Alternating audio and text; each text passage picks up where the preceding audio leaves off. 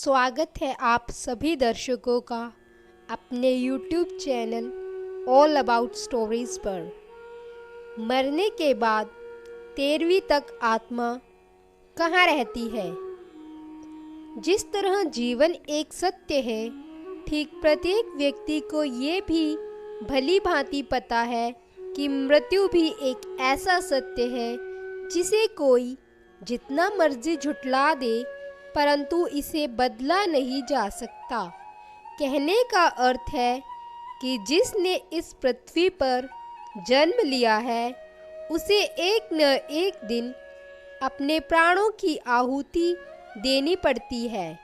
इस बारे में हम में से बहुत से लोगों ने कई बार अपने बड़े बुजुर्गों से कहते सुना होगा कि मृत्यु के बाद मनुष्य शरीर की आत्मा 13 दिनों तक अपने घर में रहती है।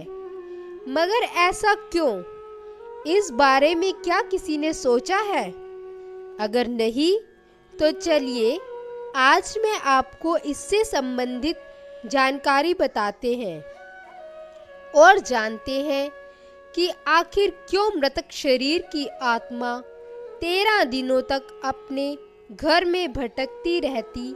साथ ही साथ ये भी बताएंगे कि 13 दिन तक मृतक के नाम का पिंडदान क्यों किया जाता है।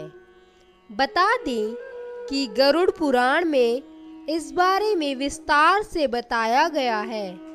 गरुड़ पुराण में बताया गया है कि जब किसी व्यक्ति की मृत्यु होती है, तो यमराज के यमदूत उसे अपने साथ यमलोक ले जाते हैं।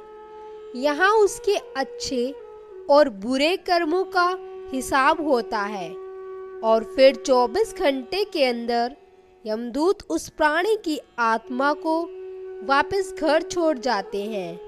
यमदूत के द्वारा आत्मा को वापस छोड़ जाने के बाद मृतक की आत्मा अपने परिजनों के बीच भटकती रहती है और अपने परिजनों को पुकारती रहती है, लेकिन उसकी आवाज को कोई नहीं सुन पाता।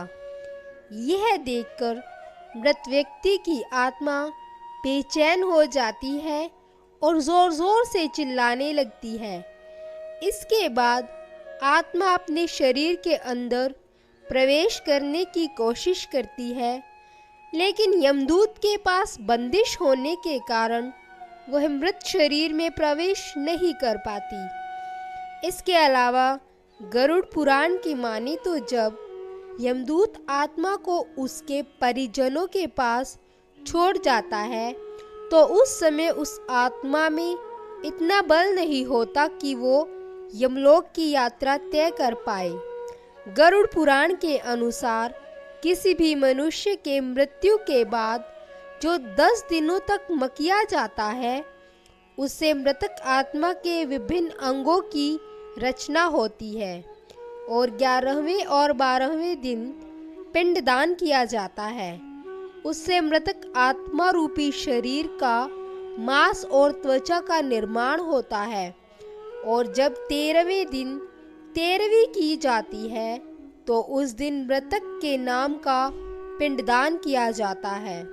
उसी से ही वो यमलोक तक की यात्रा तय करते हैं।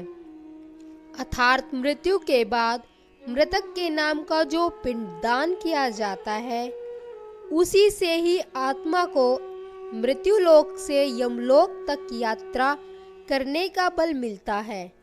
इसलिए ही गरुड़ पुराण में बताया गया है, जब किसी मनुष्य की मृत्यु हो जाती है, तो उसकी आत्मा 13 दिनों तक अपने परिजनों के पास घर में भटकती रहती है और उसके बाद आत्मा मृत्यु लोक से यमलोक की ओर निकल पड़ती है, जिसे पूरा करने के लिए उसे 12 महीने यानी कि 1 साल का वक्त लगता है। इतना ही नहीं, मान्यता के अनुसार 13 दिनों तक मृतक के नाम का किया गया पिंडदान उसे 1 वर्ष के भोजन के समान होता है। पिंडदान न किया जाए तो क्या होगा, यह भी जानते हैं आज हम दोस्तों। इसके अलावा बता दें, अक्सर लोगों के मन में ये सवाल भी जरूर आता है कि अगर किसी मृत व्यक्ति के नाम का पिंडदान नहीं किया गया तो क्या होता है। तो दोस्तों, आपको बता दें कि इसका भी वर्णन गरुड़ पुराण में किया गया है। जी हाँ, जिस मृतक व्यक्ति का पिंडदान नहीं किया जाता, यमदूत उसे 13वें दिन जबरदस्ती घसीटते हुए यमलोक की ओर ले जाते हैं और मृतक व्यक्ति की आत्मा को इस दौरान काफी कष्ट उठाना पड़ता है। इसलिए हिंदू धर्म में मनुष्य की मृत्यु के बाद 13 दिनों तक पिंडदान करना आवश्यक माना गया है। इसके अलावा आपको बता दें कि 13वें दिन परिजनों के द्वारा मृतक व्यक्ति के नाम का जो भोज करवाया जाता है, अगर वह कर्ज लेकर किया जाए तो मृत व्यक्ति की आत्मा को शांति नहीं मिलती।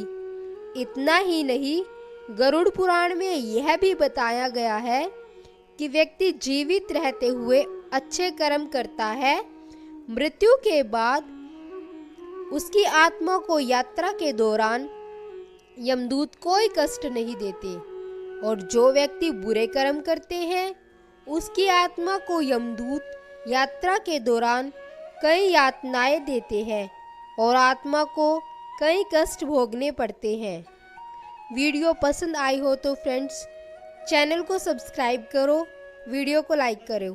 Thank you friends.